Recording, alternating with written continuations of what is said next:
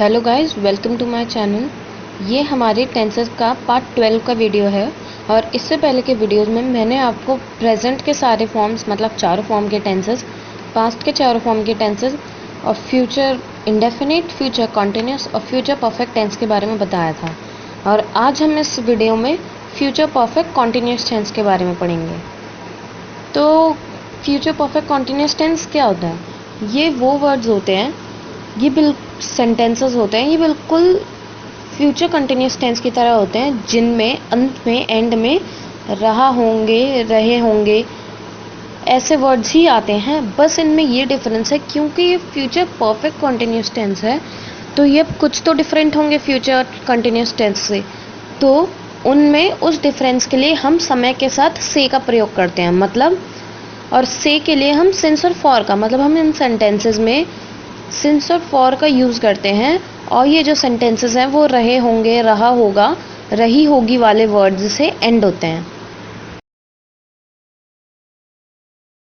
तो मैं आपको सिंस और फॉर का यूज़ पहले भी बता चुकी हूँ, तो आइए एक बार रिवाइज कर लेते हैं। सिंस होता है पॉइंट ऑफ टाइम के लिए यूज़, जब हमें बताना हो कि ये काम इतने बजे से होने वाला है। अब होने वाला है इसलिए बोला क्योंकि ये फ्यूचर है, फ्यूचर परफेक्ट टेंस। तो फ्यूचर में होगा तो होने वाला होगा, इसलिए हमने इसका यूज़ करा है। और फॉर है हमारा ड्यूरेशन ऑफ टाइम, मतलब हम बताएंगे वो काम फ्यूचर में इतनी देर के लिए चलेगा। तो आपको सिंस और फॉर का ध्यान रखना है। तो आइए हम अफर्मेटिव सेंटेंसेस यानी सकारात्मक सेंटेंसेस बनाने का रूल देखते हैं। मैं आपको पहले भी बता चुकी हूँ, अफर्मेटिव सेंटेंसेस वो होते हैं जो पॉजिटिव सेंटेंस होते हैं, जिसमें नॉट मतलब नहीं का यूज़ नहीं किया जाता। तो आइए इसका रूल देख लेते हैं। तो इसका रूल होता है subject plus will shall plus have been plus first form of the verb plus I N G plus object. अब आप ध्यान दें तो जैसे मैंने पिछले वीडियो में भी आपको बताया था कि शैल यूज़ होता है वहाँ पे जब हमें एक्शन के, कार्य के होने की अनश्योरिटी हो, मतलब हम पक्का ना हो। और विल होता है वहाँ पे यूज़ जब हमें पक्का पता हो कि ये एक्शन जो है फ्यूचर में होने वाला है। तो इसका एग्जाम्पल देखते हैं। इसका एग्जाम्पल है पहला, she will have been dancing for an hour, मतलब वह 1 घंटे के लिए नाच रही होगी। अब हमने यहाँ पे फॉर यूज़ करा है क्योंकि यहाँ पे हम ड्यूरेशन दिखा रहे हैं कि वो 1 घंटे के लिए नाचने वाली है।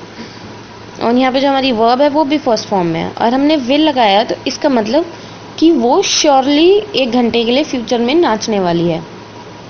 तो उसका दूसरा एग्जाम्पल देखते हैं। We shall have been playing in the field since noon, मतलब हम मैदान में दोपहर से खेल रहे होंगे। अब हमने यहाँ पे सिंस का यूज़ इसलिए करा है क्योंकि हमने पॉइंट ऑफ टाइम बताया है कि हम दोपहर से यानी नून से खेलना शुरू करेंगे। और यहाँ पे शैल इसलिए लगा है क्योंकि हम श्योर नहीं है, बट हाँ मोस्ट प्रोबेबली हम खेलेंगे। तो अब आइए हम नेगेटिव यानी नकारात्मक सेंटेंसेस बनाने का रूल देखते हैं। नेगेटिव सेंटेंसेस वो होते हैं जिसमें नॉट का यूज़ होता है। तो सिंपल सी बात है, बस हमें जो हमने रूल पढ़ा है अफर्मेटिव में, उसमें नॉट का एडिशन करना है। तो इसका रूल नॉट का एडिशन करके क्या बनेगा ये देखते हैं। इसका रूल बनेगा subject plus will shall plus not have been plus first form of the verb plus I N G plus object. अब आप ध्यान दें तो हमने बस हैव के पहले नॉट लगा दिए, बाकी सब कुछ सेम है। तो इसका एग्जाम्पल देखते हैं। इसका एग्जाम्पल है, she will not have bin dancing for an hour, मतलब वह 1 घंटे से नहीं नाच रही होगी। मतलब यहाँ तो वो उससे कम से नाच रही होगी या उससे ज़्यादा से, बट वो 1 घंटे से नहीं नाच रही होगी। और इसका दूसरा एग्जाम्पल है, we shall not have been playing in the field since noon, मतलब हम मैदान में दोपहर से नहीं खेल रहे होंगे। यहाँ तो हम उससे पहले से खेल रहे होंगे, यहाँ हम उसके बाद से, लेकिन हम दोपहर से नहीं खेल रहे होंगे। तो अब हम इंटेरोगेटिव यानी प्रश्नवाचक सेंटेंसेस का रूल देखते हैं। प्रश्नवाचक इंटेरोगेटिव सेंटेंसेस वो होते हैं जिसमें क्वेश्चंस पूछे जाते हैं। ये सब तो आपको पता ही होगा।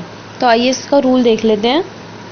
तो इसका रूल है will shall plus subject plus have been plus first form of the verb plus I N G plus object. अब क्योंकि ये इंटेरोगेटिव है तो हमने इस रूल में से विल शैल को सब्जेक्ट से पहले ला के रख दिया है।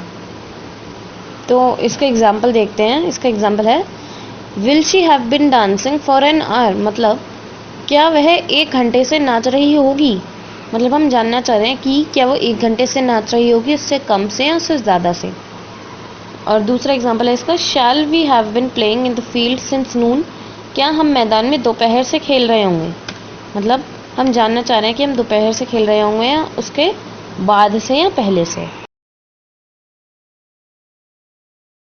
तो इसी के साथ हमारा फ्यूचर परफेक्ट कॉन्टिन्यूस टेंस का हमने देख लिया है कि अफर्मेटिव, नेगेटिव और इंटेरोगेटिव सेंटेंसेस कैसे बनते हैं, उनका रूल क्या होता है और सिंस फॉर का यूज़ कैसे करते हैं। तो अब थोड़ा कॉन्सेप्ट आपका स्ट्रॉन्ग करने के लिए हम एग्जांपल्स और देख लेते हैं इसका। तो इसका पहला एग्जांपल है he will have been reading for 20 minutes, मतलब वह 20 मिनट से पढ़ रहा होगा। ये एक अफर्मेटिव यानी सकारात्मक सेंटेंस है क्योंकि इसमें आप ध्यान दें तो नॉट का यूज़ नहीं करा है और हमने यहाँ पे फॉर लगाया है क्योंकि हम बता रहे हैं कि वो कितने ड्यूरेशन के लिए, मतलब 20 मिनट के लिए पढ़ेगा या पढ़ रहा होगा। तो अगर हम इसे नेगेटिव में यानी नकारात्मक में चेंज करना चाहें तो हमें बस नॉट ऐड करना है। तो उससे क्या सेंटेंस बनेगा हमारा, he will not have been reading for 20 minutes, मतलब वह 20 मिनट से नहीं पढ़ रहा होगा। अब यहाँ तो वो उससे ज़्यादा से पढ़ रहा होगा या उससे कम से।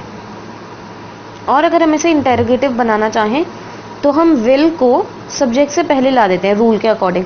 तो उससे हमारा सेंटेंस यानी क्वेश्चन क्या बनेगा, will he have been reading for 20 minutes, मतलब क्या वह 20 मिनट से पढ़ रहा होगा। हम इसमें जानना चाह रहे हैं कि वो क्या इतने टाइम के लिए पढ़ रहा होगा। तो इसका अगला एग्जाम्पल है the teacher will have been teaching since tomorrow, मतलब टीचर कल से पढ़ा रही होगी। अब हमने क्योंकि यहाँ पे पॉइंट ऑफ टाइम बताया है कल, इसलिए हमने यहाँ पे सिंस यूज़ करा है। और जो हमारा वर्ब है टीचिंग, टीच, वो हमारा फर्स्ट फॉर्म में है जिसमें हमने ing लगाई है और यहाँ पे विल लगा है, मतलब ये एक्शन फ्यूचर में पक्का से होने वाला है। और ये एक अफर्मेटिव सेंटेंस का एग्जाम्पल है। अगर अब हम इसे नेगेटिव यानी नकारात्मक बनाना चाहें तो वो होगा the teacher will not have been teaching since tomorrow, मतलब टीचर कल से नहीं पढ़ा रही होगी। या तो वो उससे पहले से पढ़ाएगी या उसके बाद से, या उसने पढ़ाना उस समय से बंद कर दिया होगा लेकिन वो कल से नहीं पढ़ाएगी। और अगर हम इसका इंटेरोगेटिव करें तो वो होगा will the teacher have been teaching since tomorrow, मतलब क्या टीचर कल से पढ़ा रही होगी। मतलब हम जानना चाह रहे हैं कि क्या वो कल से पढ़ाने वाली है, पढ़ा रही होगी कल से। तो अब हम इसका अगला एग्जाम्पल लेते हैं। इसका नेक्स्ट एग्जाम्पल है I shall have been staying here for 2 weeks, मतलब मैं यहाँ पे 2 हफ्ते के लिए रहने वाला हूँ। अब यहाँ पे हमने फॉर लगाया क्योंकि हम ड्यूरेशन बता रहे हैं कि 2 हफ्ते, और यहाँ पे हमने शैल लगाया है तो हम श्योर नहीं है कि हम ये एक्शन करने वाले हैं या नहीं, बट मोस्ट प्रोबेबली करने वाले हैं। और अगर हम इसका नेगेटिव बनाएं, नकारात्मक बनाएं, तो वो होगा I shall not have been staying here for 2 weeks, मतलब मैं यहाँ 2 हफ्तों से नहीं रहने वाला। और अगर हम इसका इंटेरोगेटिव बनाएं तो वो होगा shall I have been staying here for 2 weeks, क्या मैं यहाँ 2 हफ्तों से रहने वाला हूँ।